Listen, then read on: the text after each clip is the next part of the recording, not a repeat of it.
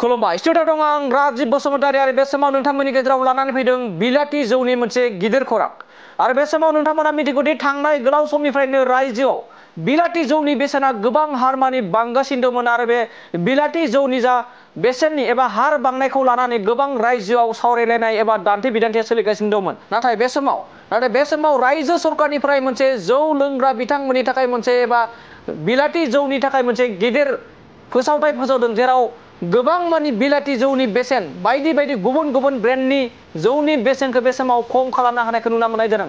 थांनाय साननैसो सिगांसो गोबां मानि रायजोआव जौनि बेसेना बांदोंमोन आरो बेनि उनावनो फिन आरोबाव रायजो सरकारा फोसावदोंमोन दि जोंनि रायजोनि साखाथियाव नांजाबनानै थानाय गुबुन गुबुन रायजो जेरै अरुणाचल, मेघालय, नागालेण्ड बायदि बायदि रायजोआव जेरैबायदि खम बेसेनावनो जौ मोननो हायो बेबायदिनो जोंनि आसाम रायजोआवबो खम बेसेनावनो जौखौ मोननो हासिगोन होननानै रायजो सरकारनिफ्राय बाथ्रा होदोंमोन आरो बे बाथ्रा होनाय बायदिनो फिन आरोबाव दिनै जौनि बेसेनखौ गुबुन गुबुन ब्रेन्डनि जौनि बेसेनखौ खम खालामना होनाय जादों। गोबां मानि जौनि बेसेनखौ खम खालामना होनाय जादों जेराव 100निबो बांसिन 200 सिमहालागै जौनि बेसेनखौ खम खालामना होनाय जादों आरो बे समाव बुंनांगोन आरो बे समाव नोंथांमोननि गेजेराव फोरमायोदि 1 सेप्तेम्बर थामहिनबा दिनैनिफ्रायनो बिलाथि जौनि बेसेनखौ खम खालामनाय जादों आरो जाय बिथांमोना जौ लोंनो मोजां मोनो एबा जौ लोङाब्लानो थानो हाया बिथांमोननि थाखाय मोनसे बे गिदिर खौरां जेराव नोंथांमोना मिथिगौदि 650 मिलिलिटारनि बियारनि बेसेनखौ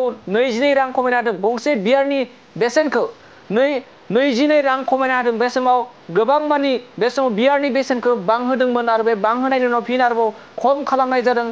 5 जौखोन्दोनि बांसिन जौ गोनां जेराव बियाराव गोबां मानि जौखोन्दो बायदि बायदि जौखोन्दोनि बांसिन जौ गोनां थायो बेफोरबायदिनि थाखाय 650 मिलिलिटार बियारनि बेसेना लिटारसेयाव 34 रां खमायदों। गंसे बियाराव जेराव 5 जौखोन्दोनिबो बांसिन निसा मुवा थायो बेफोरबायदि बियारनि थाखाय गोबां मानि खम खालामनानै होनाय जादों। 750 मिलिलिटार राम जौनि बेसेनखौ 117 रां खमायदों जेराव 750 मिलिलिटार राम जौनि बेसेनखौ 117 रां खमायदों। रायजोआव गोबां मानि जौ ब्रेन्डनि बेसेनखौ खम खालामदों रायजो सरकारनिफ्राय लोगोसे आरो गुबुन गुबुन ब्रेन्डनि जौनि बेसेनखौबो खम खालामदों। सरासनस्रा ब्रेन्डनि 750 मिलिलिटार बेसेननि बेसेना एबा जिननि बेसेना 114 रां खमायदों।